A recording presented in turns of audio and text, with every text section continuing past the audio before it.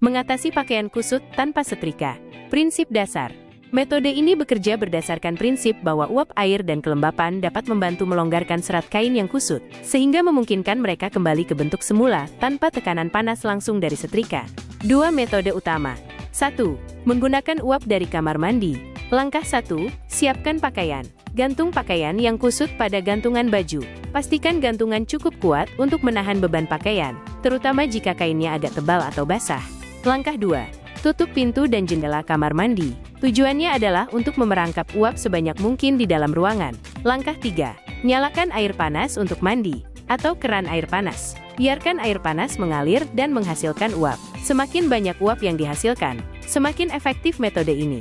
Anda tidak perlu mandi, cukup biarkan air panas mengalir beberapa saat. Langkah 4. Gantung pakaian di dekat uap. Tempatkan pakaian yang sudah digantung di area kamar mandi yang terkena uap, tetapi pastikan tidak terlalu dekat dengan sumber air langsung agar tidak basah kuyup. Idealnya, gantungkan di dekat shower atau di atas bathtub. Langkah 5. Biarkan uap bekerja.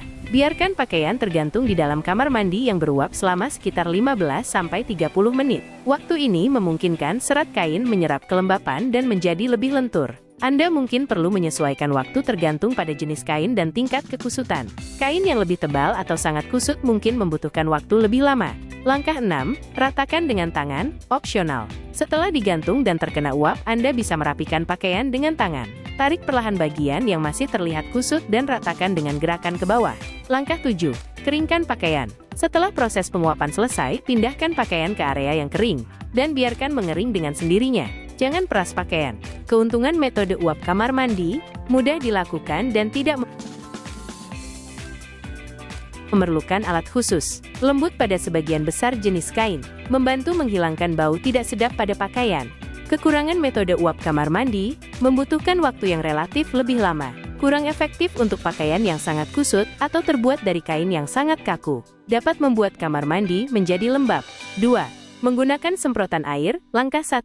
Siapkan botol semprot dan air bersih. Isi botol semprot dengan air bersih, sebaiknya air suling atau air yang sudah direbus dan didinginkan untuk menghindari meninggalkan residu pada kain. Langkah 2. Gantung pakaian.